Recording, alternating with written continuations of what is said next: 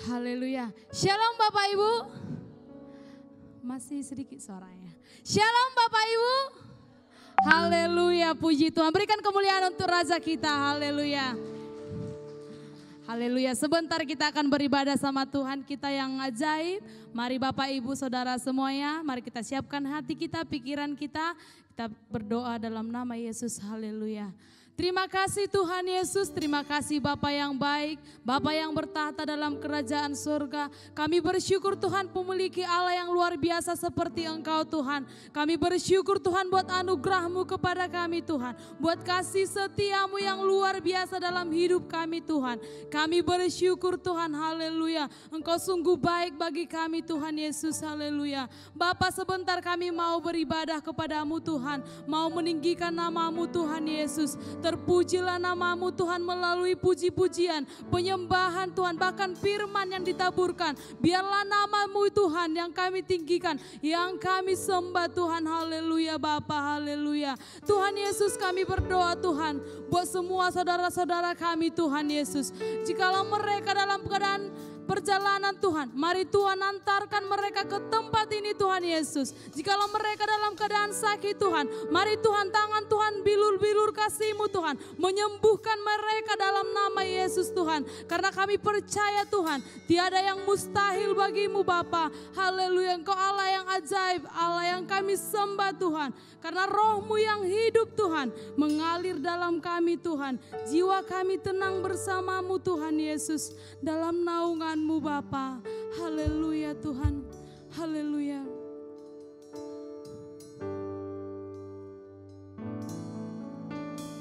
Roh-Mu yang hidup penuhiku, mengalir dalamku.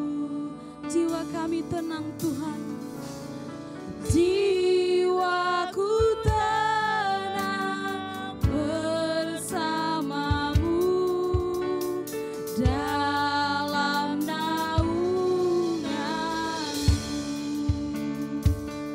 Ku buka hati untuk jamahan-Mu, berserah penuh di hadirat-Mu. Kau ambil alih seluruh hidupku di altar-Mu menyembah. Saya undang untuk kita bangkit berdiri, haleluya. Roh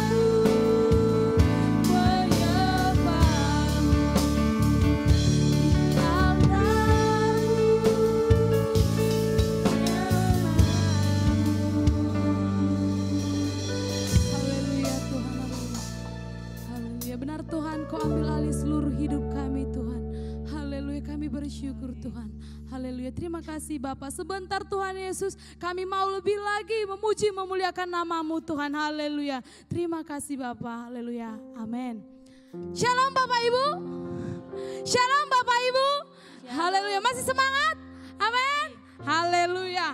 Allah sumber kuat kita, Allah pertolongan kita. Hanya Dia milik kita di sorga, bahkan sekarang hanya Dia milik kita. Haleluya.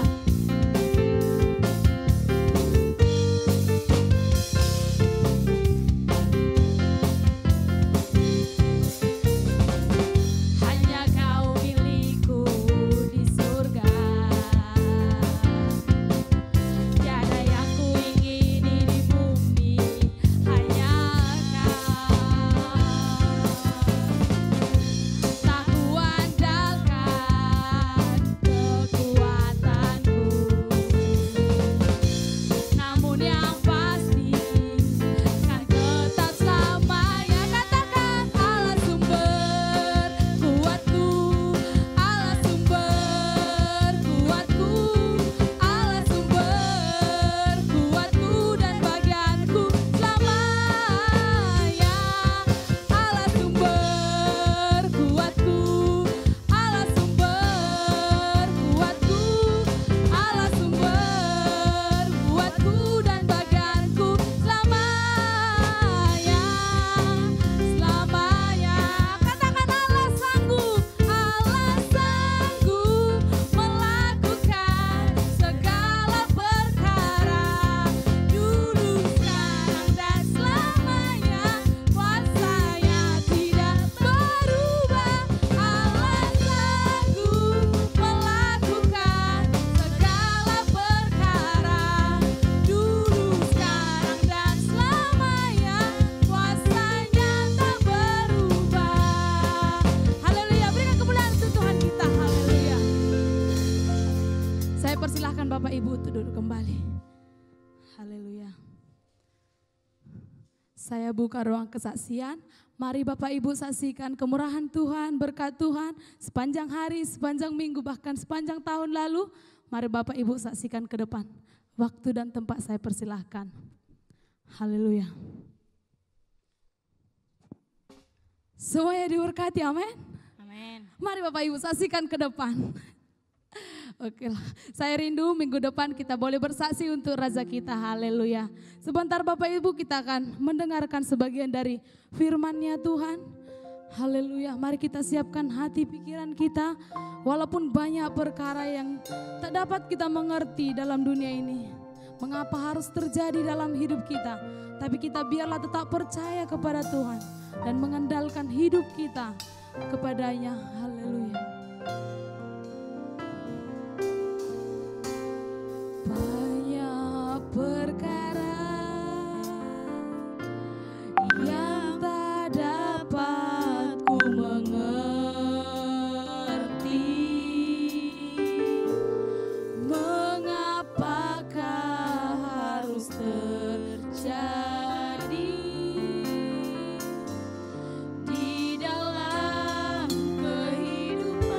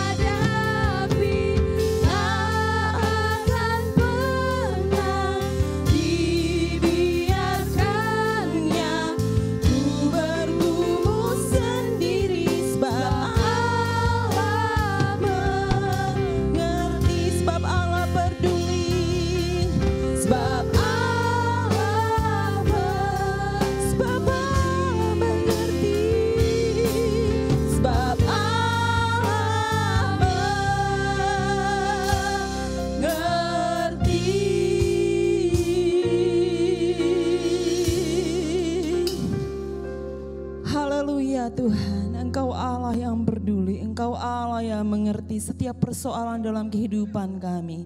Bahkan hingga detik ini, hingga hari ini, hingga minggu ini, hingga pagi ini. Engkau mengerti Tuhan setiap apapun yang terjadi di dalam kehidupan kami.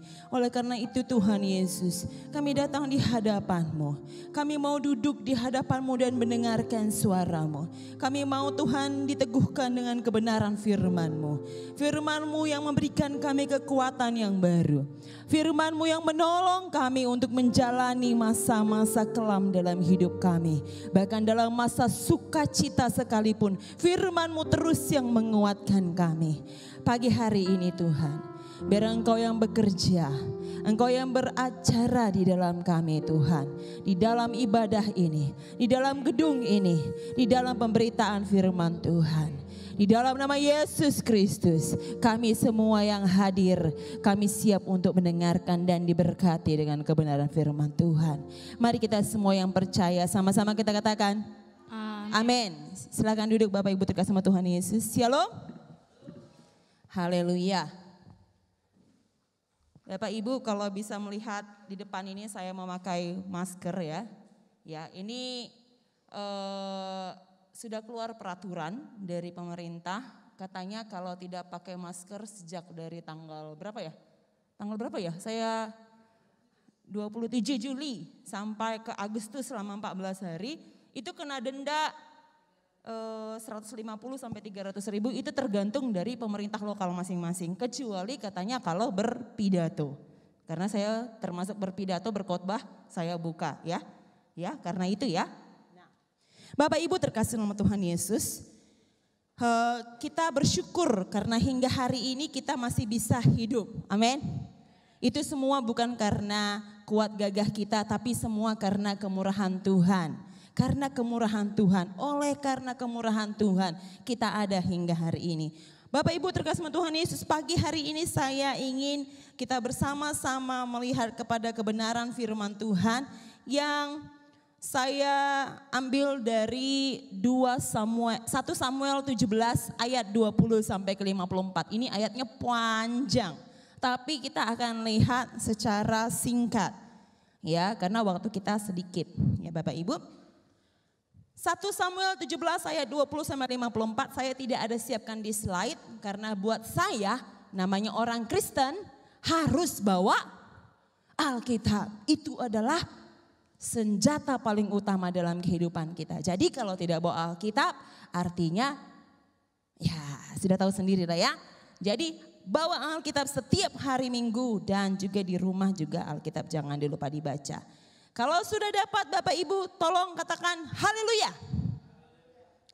Haleluyanya masih 30% dari yang hadir. 1 Samuel 17 ayat 20 sampai 54. Kita bacanya lompat-lompat nanti sesuai dengan ayat yang saya berikan. Sudah dapat? Haleluya. Amin. Baik, kita akan membaca secara bersama-sama ayat 20 dulu ya. Sampai kepada ayat ke-22. Baru setelah itu berhenti dulu ya. Mari kita baca 1 Samuel 17 ayat 20 sampai yang ke-22 dulu. 1, 2, 3 ya. Lalu Daud bangun pagi-pagi. Ditinggalkannya lah kambing dombanya pada seorang penjaga. Lalu mengangkat muatan dan pergi. Seperti yang diperintahkan Isai kepadanya. Sampailah ia ke perkemahan. Ketika tentara keluar untuk mengatur barisannya dan mengangkat sorak perang. Orang Israel dan orang Filistin itu mengatur barisannya, barisan berhadapan dengan barisan. Lalu Daud menurunkan barang-barangnya dan meninggalkannya di tangan penjaga barang-barang tentara. Berlari-larilah Daud ke tempat barisan. Sesampai ia di sana, bertanyalah ia kepada kakak-kakaknya, apakah mereka selamat? Lalu Bapak Ibu kita langsung lompat ke dalam ayat yang ke-31 sampai kepada yang ke-34. 31 sampai 34. 1, 2, 3 ya. Terdengarlah kepada orang perkataan yang diucapkan oleh Daud, lalu diberitahukanlah kepada Saul dan Saul menyuruh memanggil dia. Berkatalah Daud kepada Saul, Janganlah seorang menjadi tawar hati karena dia, hambamu ini akan pergi melawan orang Filistin itu. Tetapi Saul berkata kepada Daud, tidak mungkin engkau dapat menghadapi orang Filistin itu untuk melawan dia. Sebab engkau masih muda, sedang dia sejak dari masa mudanya telah menjadi prajurit. Tetapi Daud berkata kepada Saul, hambamu ini biasa menggembalakan kambing domba ayahnya. Apabila datang singa atau beruang yang menerkam seekor domba dari kawannya. Lalu kemudian kita baca ayat yang ke-37 sampai ke-39. 37 mulai. 1, 2, 3 ya. Pula kata Daud, Tuhan yang telah melepaskan aku dari cakar singa dan dari cakar beruang, dia juga akan melepaskan aku dari tangan orang Filistin itu. Kata Saul kepada Daud, pergilah, Tuhan menyertai engkau. Lalu Saul mengenakan baju perangnya kepada Daud. Ditaruhnya ketopong tembaga di kepalanya dan dikenakannya baju zirah kepadanya. Lalu Daud mengikatkan pedangnya di luar baju perangnya.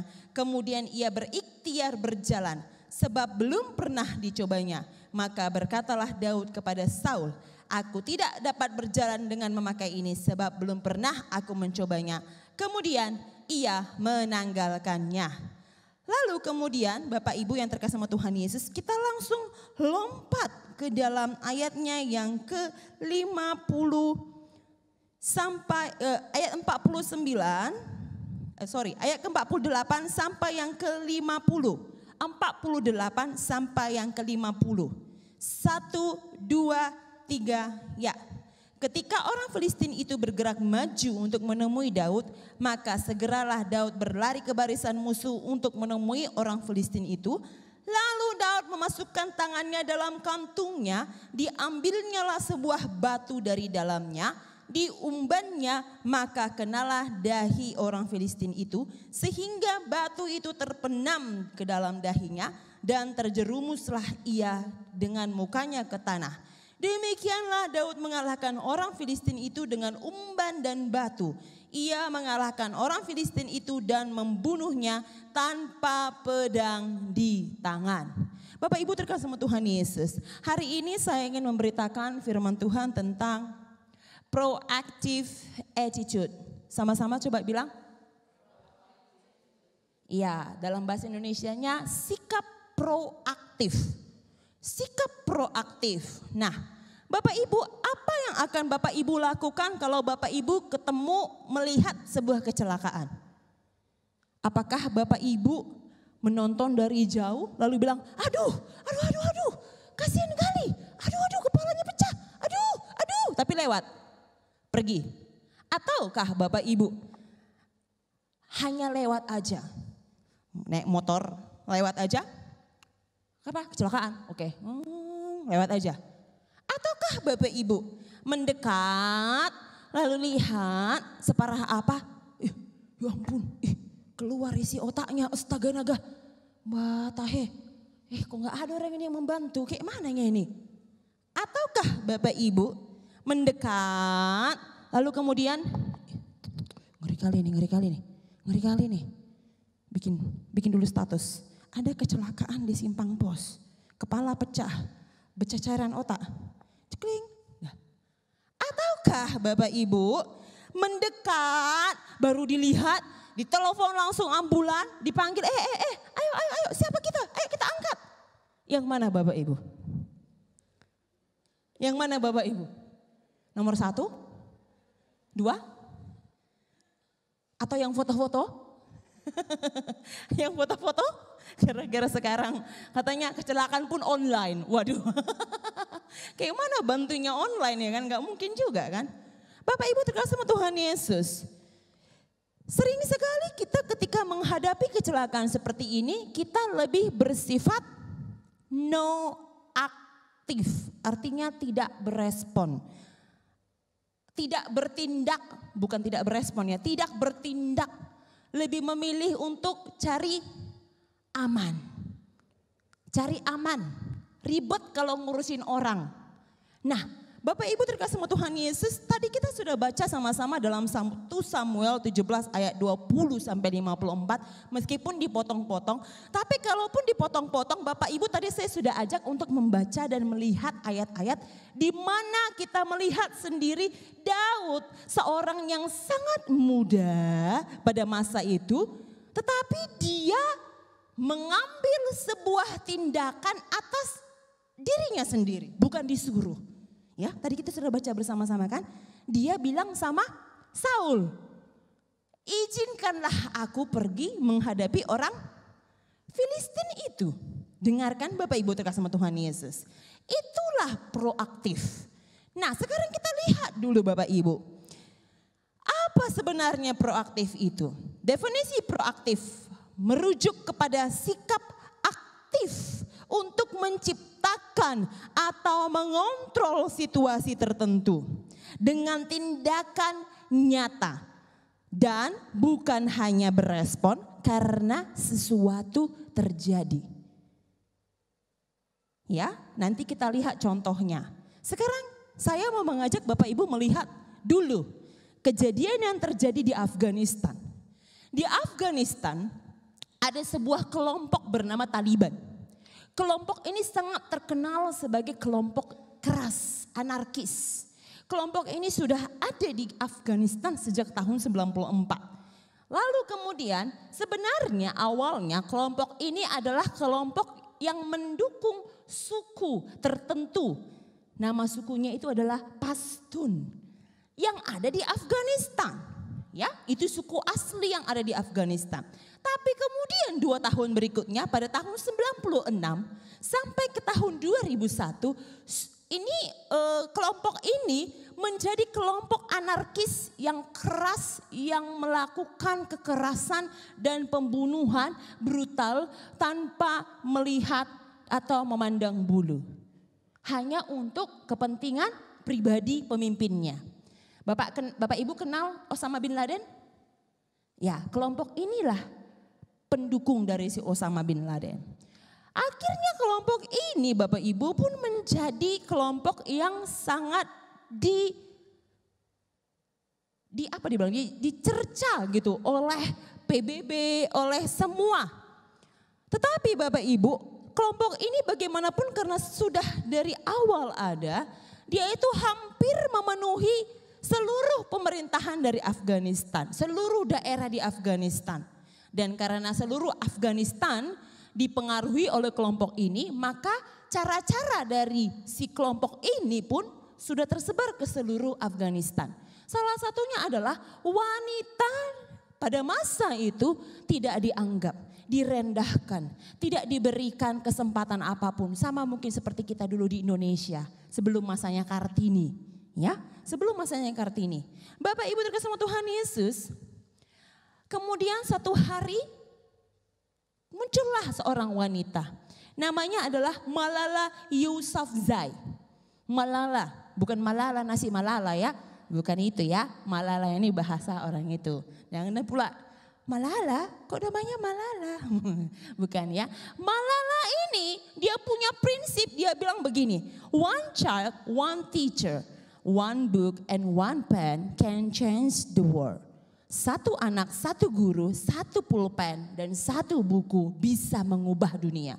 Dia sangat mengagungkan, mendorong dan pengen sekali yang namanya pendidikan itu merata di seluruh Afghanistan. Lalu dia bilang apa? Dia bilang begini, I want to say to the world, you must try to get an education because it is very important. Tadi saya sudah bilang, dia sangat menekankan pendidikan. Pendidikan itu sangat penting katanya. Lalu dia bilang begini, if the new generation is not given pens, they will be given guns by the terrorists. Kalau seorang anak tidak diberikan pulpen untuk belajar, maka katanya nanti akan diberikan senjata oleh seorang teroris. Karena itu yang terjadi di Afghanistan. Ya. Jadi Malala ini dia lahir pada tahun 97. Wow. Saya 86. Siapa di sini 97? Ada yang 97? Enggak ada. Di bawah 97? Enggak ada, di atas 97? Itu 97 semua. Oh ini ya, ayo si Intan kamu di tahun kelahiran berapa? 2005? Oh 2005, oke lah beda tipis lah sama kakak ini ya. Ya sekitar 9 tahun lah ya gitu ya. Jadi Bapak 10 tahun, nanti 9 tahun. Nah Bapak Ibu terkasih sama Tuhan Yesus, dia lahir tahun 97 di Pakistan. Dan dia juga berasal dari suku yang sama dengan si kelompok Taliban tadi, Pashtun. Tetapi Bapak Ibu terkasih sama Tuhan Yesus, bapaknya itu dia cungi jempol. Bapaknya tidak membedakan laki-laki dan perempuan. Jadi bapaknya itu mendirikan sebuah yayasan pendidikan. Lalu anaknya si Malala ini, si perempuan ini dididik di sekolahnya si bapaknya ini. Tapi tahun 2008 kelompok Taliban mengetahui hal ini dan kemudian menutup paksa sekolah itu. Tapi Malala tidak berdiam diri Bapak Ibu. Lala tidak berdiam diri. Dia langsung protes ke BBC. BBC itu adalah radio internasional ya. Lalu dia bilang mereka tidak punya hak untuk mencabut hak kependidikanku. Dia berani bersuara. Dia proaktif Bapak Ibu. Dia tidak diam saja. Dan kemudian Bapak Ibu, dia bahkan membuat tulisan-tulisan demonya kepada PBB, kepada radio internasional, dan dia minta agar dia diberikan dan juga perempuan-perempuan di Afghanistan diberikan hak yang sama untuk pendidikan. Akhir tahun 2009 Bapak Ibu terkasih sama Tuhan Yesus, dia diketahui oleh publik. Pertamanya dia itu pakai nama samaran, tapi kemudian akhirnya ketahuan, tapi meskipun ketahuan, dia tetap menyuarakan pendapatnya. Pada tahun 2011 dia mendapatkan dan juga perempuan-perempuan penghargaan Children Peace Prize oleh dunia. Dan dari Pakistan dia dapat juga Pakistan's National Youth Peace Prize. Tapi Bapak Ibu, dia harus membayar harga karena hal ini. Tahun 2012 bulan Oktober, Lala ditembak di kepala oleh si kelompok Taliban ini ketika dia sedang naik bus. Bapak Ibu yang tahu, Bapak Ibu tahu apa yang terjadi? Perhatikan. Ini bukan selimut apa ini ya. Ini khusus ini pengompres untuk melindungi kepalanya yang retak. Ini otaknya terbuka ini, kerangka otak kerangkanya. Ini nih. Ini bolong Bapak Ibu, bayangkan. Dan harus ditanamkan dan dibuat besi yang baru disatukanlah ke tengkorak kepalanya. Bayangkan Bapak Ibu, dia harus bayar harga seperti ini. Dia harus mengalami operasi rekonstruksi tengkorak. Dan selama 3 bulan dia tidak bisa keluar dari rumah sakit. Bapak Ibu terkasih sama Tuhan Yesus, tahun 2013 bulan Januari baru dia akhirnya pulih. Wah itu luar biasa loh, dia bisa bertahan, dia bisa selamat. Tapi Bapak Ibu setelah itu pun terjadi, dia tidak berhenti. Dia tidak berhenti dan dia bilang, teroris itu tidak bisa mengubah tujuanku. The terrorists thought they would change my aims and stop my ambition. Dia bilang, mereka pikir karena mereka sudah tembak aku, maka mereka akan menghapus dan menutup tujuanku. Tidak, katanya. Aku tetap berjuang. Dia tetap melakukan pendidikannya, dia lanjutkan ke Inggris. Dia dapat pendidikan ke Inggris. Dan kemudian Bapak Ibu pada tahun 2014 dalam usia 17 tahun. Dia mendapatkan penghargaan Nobel Perdamaian oleh PBB.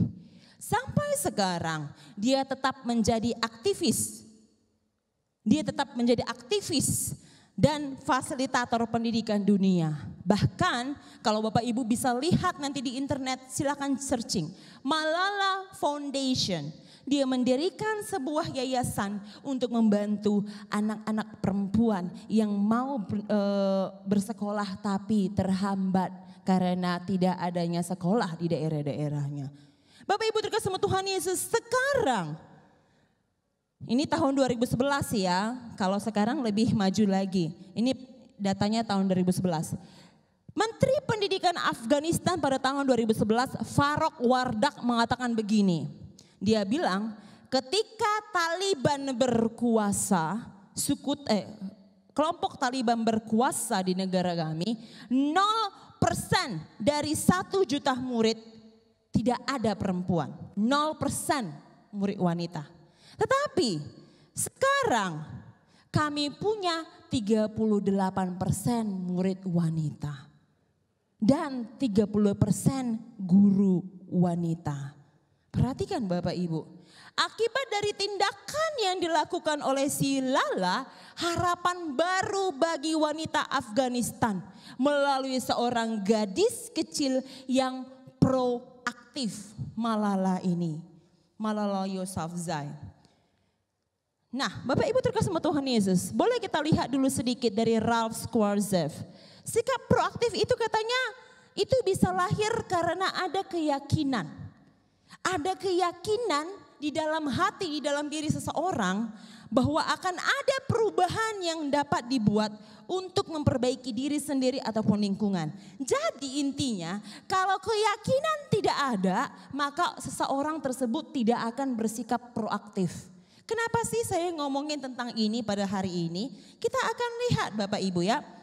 Proaktif ini menyadari potensi eksternal dan internal yang ada dalam dirinya. Baru bertindak karena prinsip, karena keyakinan tadi yang ada dalam dirinya. Lalu bertindak untuk visi yang dicapai dan mengambil bagian dalam tanggung jawabnya. Sekarang kita lihat ke Daud.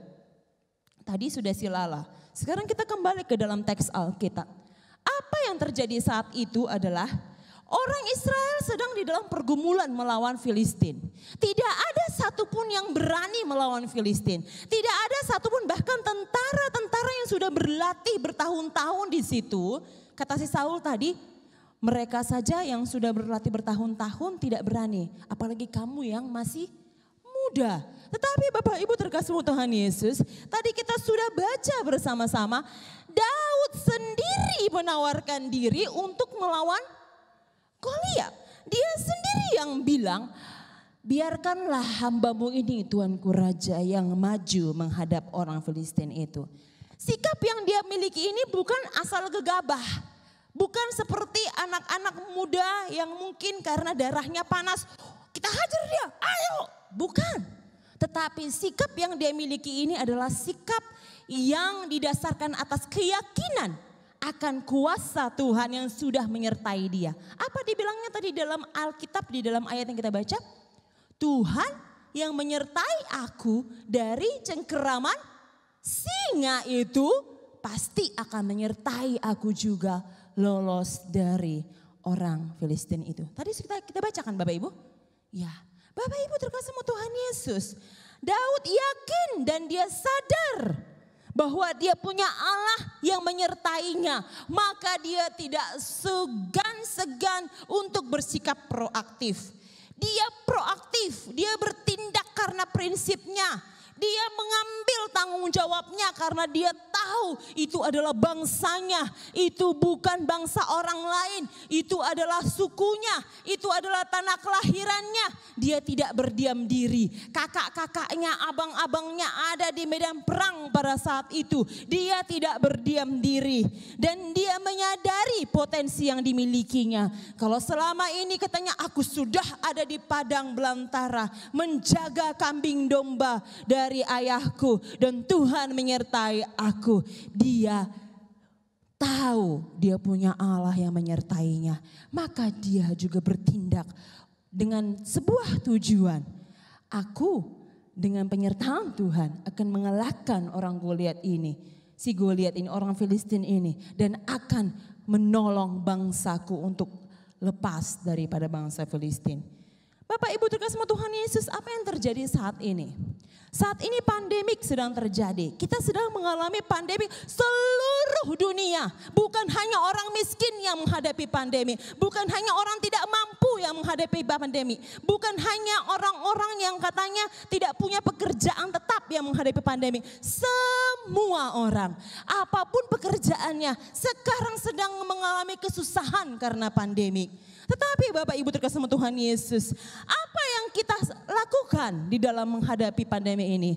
No respon, seperti tadi memandang kecelakaan itu dari jauh, lalu kita bilang, aduh kepalanya bocor, aduh pandemi ini. Apakah seperti itu saja? Ataukah Bapak Ibu kita hanya reaktif? Kalau udah menipis beras di rumah baru kita pusing. Atau kita mau proaktif. Aku harus lakukan sesuatu. Aku harus lakukan sesuatu. Tangan Tuhan menyertai aku dan aku juga harus bekerja. Aku harus lakukan sesuatu. Aku harus berdoa. Apakah kita demikian? Bapak Ibu terkasih sama Tuhan Yesus. Gereja sudah lakukan banyak hal. Mulai dari minggu pertama pada bulan Maret. Ketika minggu pertama pemberitahuan, itu bukan bulan Maret minggu pertama, tapi minggu ketiga. Saya ingat itu tanggal 17, lalu kemudian tanggal 21 itu mulai sekolah diliburkan. Bapak Ibu terkasih, bukan liburkan ya, BDR, belajar di rumah. Bapak Ibu terkasih Tuhan Yesus, apa yang terjadi kepada kita semua? Ketika dibilang bahwa kita beribadah dari rumah, apakah kita beribadah dari rumah? Saya takutnya ketika dibilang beribadah dari rumah, yang ada di rumah bukan beribadah. Alasannya apa dibuat? Tidak ada paket data kami. Apa alasan dibuat? Tidak ada HP kami. Gembala sidang sudah bilang apa? Gereja sudah sediakan di sini protokol ibadah. Saya yang mengetik pada saat itu dan sudah diprintkan oleh Bapak Hero, Bapak Prince. Lalu kemudian kami menunggu, adakah jemaat yang datang untuk mengambil lembaran itu? Tapi tidak ada. Bapak Ibu terkasih Tuhan Yesus, itu adalah no respon. Kalau kita proaktif ketika sebelum pun terjadi sesuatu, sebelum pun ada sesuatu dilakukan, seharusnya kita menjadi orang-orang yang bilang, tidak, aku tidak bisa tinggal diam. Sama seperti Daud tadi, aku tidak bisa tinggal diam. Seperti Lala juga, aku tidak mau tinggal diam. Bapak Ibu terkasih Tuhan Yesus, bagaimana dengan sekolah? Sekolah pun saya mendengarkan keluhan orang tua mengatakan apa? Kenapa kami harus bayar SPP? Kami kok yang ngajar anak-anak. Bapak Ibu terkasih Tuhan Yesus, saat ini kembali lagi saya katakan, semua kita sedang alami pandemik. Tetapi bagaimana sikap kita ketika kita menghadapi Goliat yang ini? Ini adalah Goliat kita pada saat ini. Apakah kita hanya menyerah lalu bilang gara-gara pandemik. Kalau minggu lalu Bapak Gembala Sidang juga bilang pandemik dijadikan, corona dijadikan alasan pembenaran diri. Bapak Ibu terkasih Tuhan Yesus, seharusnya kita pada saat ini belajar menjadi proaktif. Kita menjadi proaktif. Proaktif itu adalah orang yang menyadari potensi dirinya, lalu mengasah dirinya. Ibu-ibu yang pintar masak, ayo. Kalau susah bekerja, ada smartphone anak, ada smartphone kita. Coba Bu Gembala, ayo kita sama-sama bikin dulu dapur. Nanti kita jual secara online. Kalau nggak punya HP siapa gitu diminta tolongi. Bapak Ibu terkasih Tuhan Yesus. Saat ini kita menjadi proaktif. Kita mengasah diri kita. Kaum muda. Seperti Lala tadi. Wah, luar biasa sekali tahun kelahiran 97. Kalau hanya satu orang yang bekerja, pasti nggak sanggup. Pasti banyak orang yang mendukung di belakang dia. Orang tuanya. Orang-orang di sekitarnya yang juga mau berpendidikan. Bapak Ibu terkasih Tuhan Yesus, ketika kita proaktif, kita memikirkan peran dan mengambil tanggung jawab. Dan kita bertindak sesuai dengan apa yang kita yakini. Mari kita miliki visi sehingga perubahan terjadi. Bukan menyerah dengan keadaan, dengan pandemi. Dan tunggulah sampai corona selesai. Tunggulah sampai corona selesai. Mau tunggu sampai kapan? Kita tidak tahu apa yang terjadi tahun depan, betul? Apakah benar corona akan selesai tahun depan? Kita tidak tahu. Tapi apakah kita akan menyerah dengan keadaan ini? Kita akan berdiam diri saja dan bilang, ya sudah tunggu sajalah. Tunggu sajalah. Ketika dibilang dari pemerintah BDR, ya sudahlah. Terserahlah anakku belajar atau tidak. Terserahlah mau bagaimana dia belajarnya. Atau kita menjadi orang tua yang proaktif. Bapak Ibu terkasih Tuhan Yesus, orang-orang yang proaktif itu adalah orang-orang yang memiliki inisiatif, orang-orang yang memiliki tanggung jawab, orang-orang yang mau menjadi pengaruh, dan orang-orang yang mau memimpin orang lain. Di sini semuanya rata-rata sudah orang tua. ya 70-30% lah ya. Maga termasuk orang tua, sudah menikah, makanya gue hitung orang tua. Ya, jadi Bapak Ibu, orang tua itu adalah pemimpin di rumah. Kita juga yang muda-muda ini kita adalah pemimpin. Pemimpin bagi orang yang lebih muda dari kita. Saya adalah pemimpin bagi anak-anak muda yang ada di sini. Kalian yang masih muda, kamu adalah pemimpin yang lebih muda lagi di bawahmu. Kita semua adalah pemimpin. Jangan kita bilang, aku bukan pemimpin. Tidak. Pada saat ini, mari jangan hanya berdiam diri. Jangan hanya tunggu.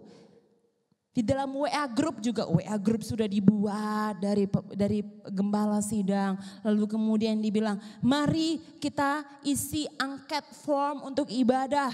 Sudah diisi tapi tidak dilaksanakan. Baru Bapak Gembala setiap hari berikan teks firman Tuhan. Tapi tidak diaminkan. Mari diaminkan Bapak Ibu, dibaca.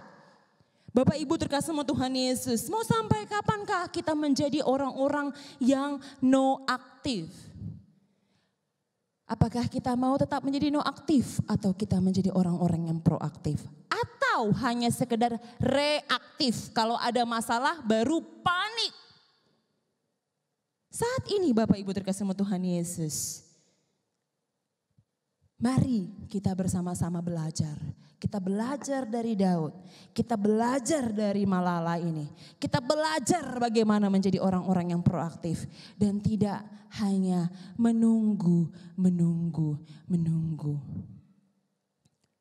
Saya dulu ketika saya, enggak dulu-dulu kali sih, ketika saya masih mahasiswa, mau mahasiswa S1 mau mahasiswa S2 sama aja. Jadi kalau S2 ini memang udah kelamaan kerja, S2 agak gengsi. Tapi syukurnya saya kemarin hanya selang beberapa waktu langsung S2, 2 tahun. Memang itu syaratnya. Bapak Ibu terkasih sama Tuhan Yesus, ketika saya melakukan tesis saya, membuat tesis saya, saat itu ya ketika saya sedang menyusun tesis dan ujian sidang, itu kebetulan memang saat juga menemani mendiang uda saya pergi ke Pineng untuk berobat. Lalu kemudian ada satu kali itu saya terhilang informasi karena memang pada saat itu kampus di mana saya S2 sedang sibuk-sibuknya harus mengerjakan untuk form borang akreditasi untuk S2-nya. Lalu kemudian kami di situ juga harus menyiapkan diri untuk ujian sidang tesis. Dan saya terhilang informasi karena saya sibuk juga untuk menolong dari uda dan tante saya. Bapak Ibu terkasih sama Tuhan Yesus, tahu pada saat itu apa yang terjadi? Saya terlambat untuk ujian, saya bilang sama Bapak yang menguji saya, Pak tolonglah saya. Saya bukan karena mau saya seperti ini, kan ujiannya mendadak Pak. Saya tidak tahu Pak. Tolonglah saya, berikan saya waktu 2 hari saja. Akan saya pastikan semua selesai dan saya akan maju sidang terakhir. Tapi Bapak itu, dia bersikeras.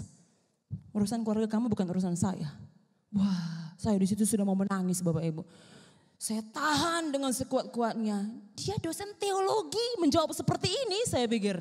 Oh Tuhan ampunilah gitu ya. Tapi dalam hati saya nggak ngomong. Lalu kemudian Pak tolonglah saya, proaktif Bapak Ibu. Tidak hanya ya udahlah kalau gitu terserah kau pulang aja. Kita kebanyakan begitu menghadapi masalah kan. Tapi saya bilang tolong saya Pak tolong saya Pak.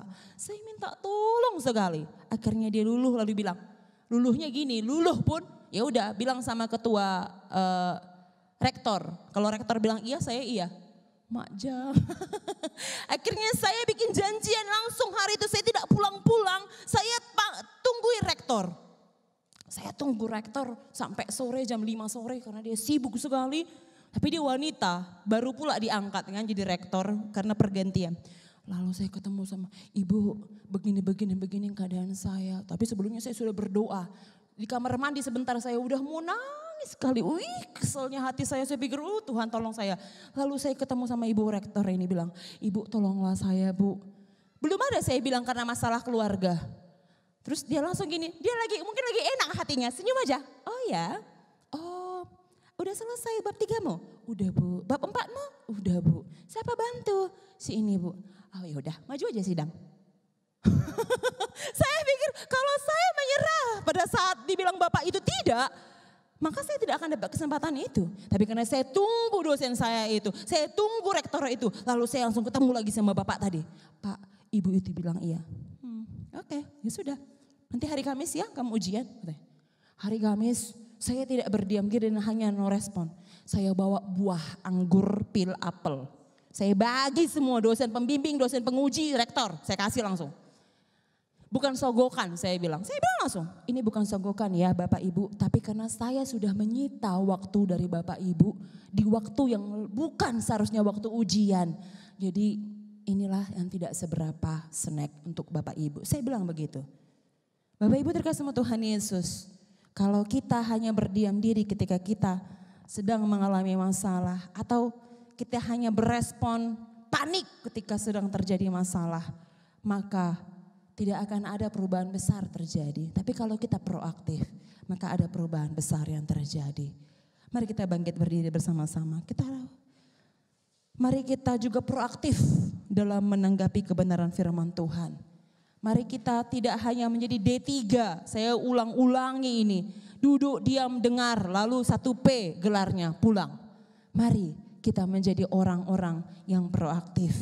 Ketika dengar firman Tuhan, kita lakukan, bahkan lakukan lebih daripada yang sudah difirmankan.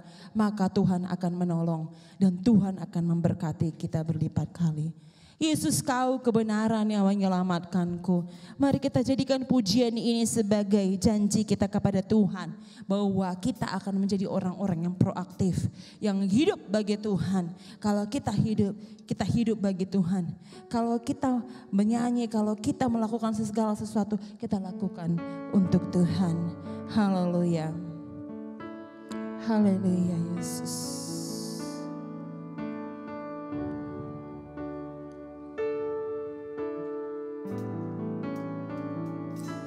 Yesus, Kau kebenaran yang menyelamatkanku. Kau memberikanku hidup dan pengharapan.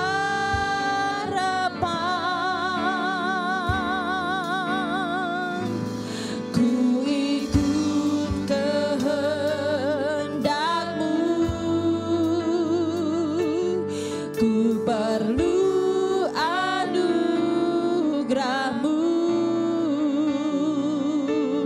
Ku nyatakan janjiku kepadamu.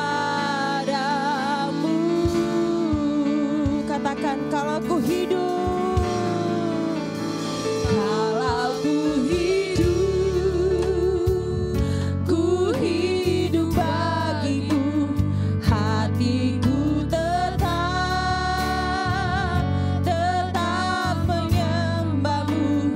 Dunia tak bisa menjauhkanku dari kasih-Mu. Kalau ku hidup,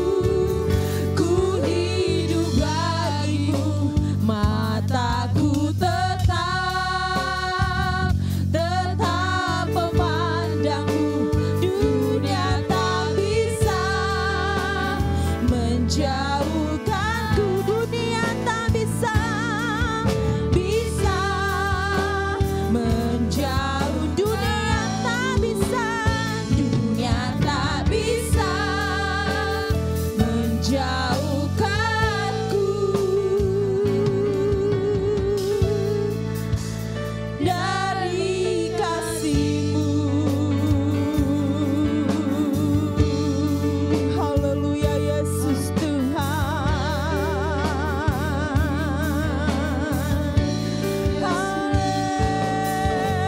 Haleluya, kami mau hidup bagi Tuhan. Kami mau menjadi orang-orang Kristen yang proaktif bagi Tuhan. Haleluya. Tuhan tolong kami, Tuhan pakai kami, Tuhan berikan kami keyakinan lebih lagi bahwa kami punya Allah yang besar. Yesus, Yesus Tuhan, ajari kami Tuhan hari lepas hari untuk bergantung penuh kepada-Mu Tuhan, agar kami menjadi orang-orang yang proaktif. Kami membawa perubahan ya Tuhan. Haleluya Yesus Tuhan. Oh haleluya, haleluya.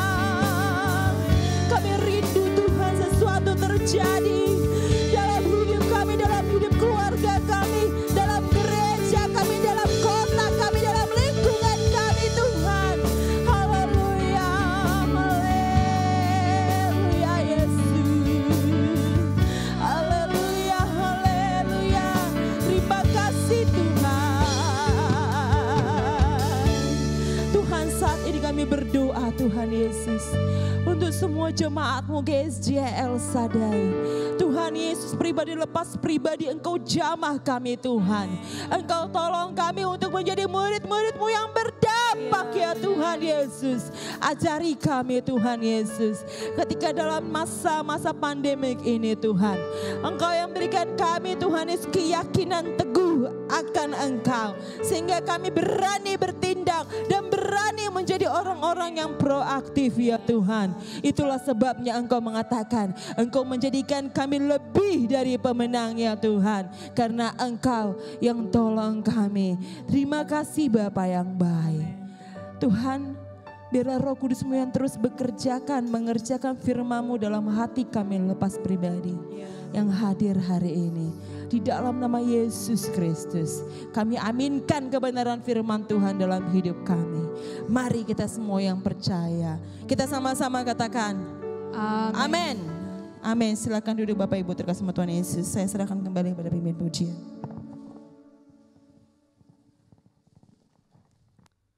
Haleluya. Sebentar kita akan mengumpulkan persembahan kita. Dimulai dan tidak dari sebelah kanan saya dan dilanjut dengan sebelah kiri saya.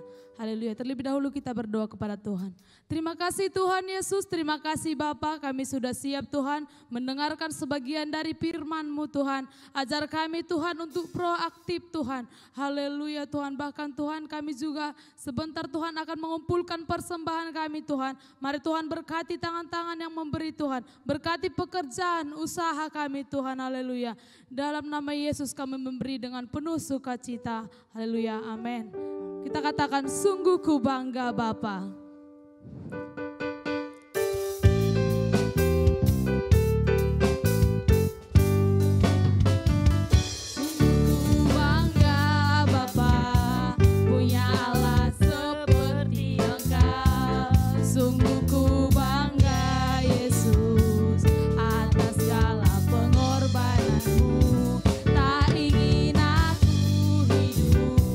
Lepas dari kasih-Mu, kasih